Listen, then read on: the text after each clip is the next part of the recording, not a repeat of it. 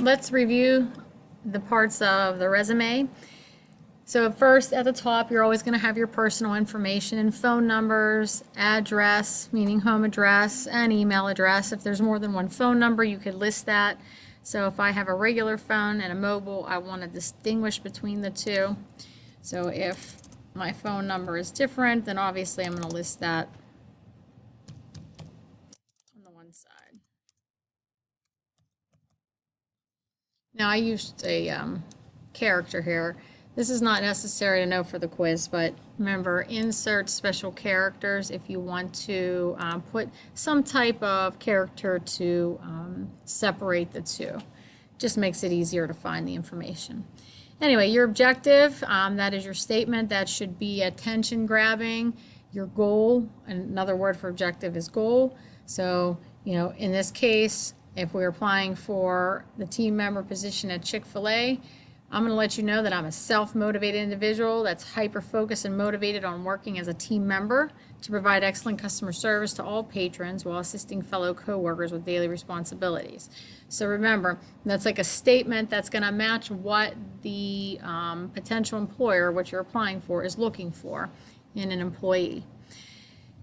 Education, if you graduated high school and you're now in college, then I would list the college and then put the year you started to the present time.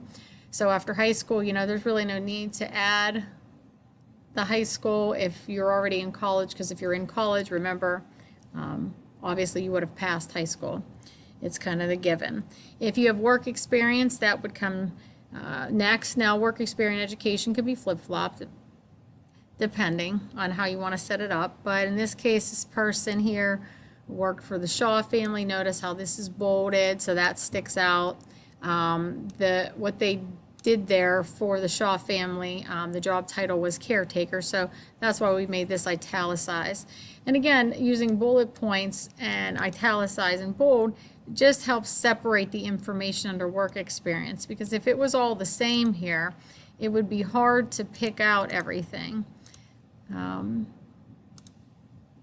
And even if I took off the bullet points, whoops, here, it would be hard to pick out everything here. It's a little bit easier to see when you have those formatting features turned on. And again, it's personal preference on how you set it up. This was just one way that I had it set up for you. Moving down, same thing with Dunkin' Donuts. So anyway, if you don't have work experience, then you would skip down to the next part, but work experience is another section on your resume that you want to include if you have it.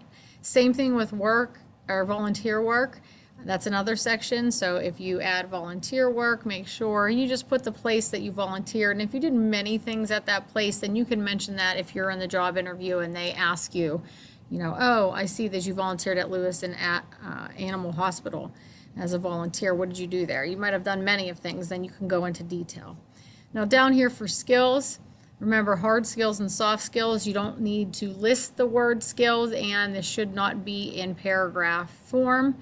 Remember, when things like this happen, and this is just a reminder in general, when you see how it goes on to the second line and is still under skills, if I click anywhere where I've typed and I go in, I can go to format, align, and indent, and I'm not changing the tab, because if you notice, I tabbed over right here where Microsoft Office is, so I wanted that to line up, but I want all of these to line up, so I have to put in a hanging indent, and that hanging indent, sorry,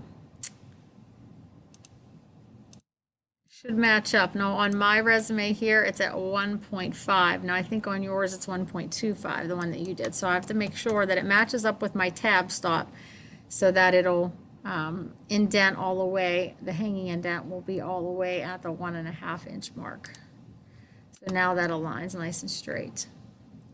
And one of the last sections, references, remember that should go at the bottom. If for some reason you would run out of room on this page, and let's pretend that we did, I can hit Control Enter and make my references go onto another page. But then back on this page, I can center align, center align the information. Let me do this here. And say, and italicize, available upon request. That way, if I send this in like this and I get called in for an interview, before I go on my interview, I'm going to make a couple copies of this reference sheet, because if they ask me for my references, because I said they're available upon request, I would have these ready to hand out to the people that have asked for it. If you also remember, last thing, I did mention in class that you could add another section or two here. Sometimes people will add professional organizations that they belong to, depending on what career they're in, because it just looks good that you're part of different professional organizations and you're, broadening your education and using these resources to, learn more about your career, stay in contact with people so you can share things and new innovative ways to do things, or what have you. But if you need to add a certain section and you don't, you've already completed, it's okay. You can click in front of the one of these sections and say professional organization, and then just pull that down, and then you can begin here and start typing the professional organization, whatever it is.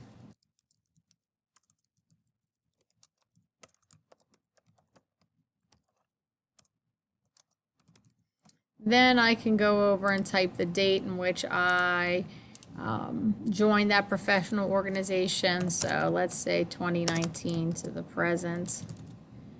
And then you can hit enter. Then this is where you'll hit the tab key and list the next professional organization if you have more than one. So there you have it for resume. Personal info, objective, education, work experience, volunteer work. I'm going to skip over this one, skills and references. And it is okay to put professional organizations, and it's also okay to put hobbies. I never put hobbies on mine. I never thought that it was beneficial for me. If for some reason you feel it's beneficial, you can add it. But these are the two, or the last, I'd leave this out, if anything. But professional organization or clubs, you could put, would be acceptable. All right, good luck, gang.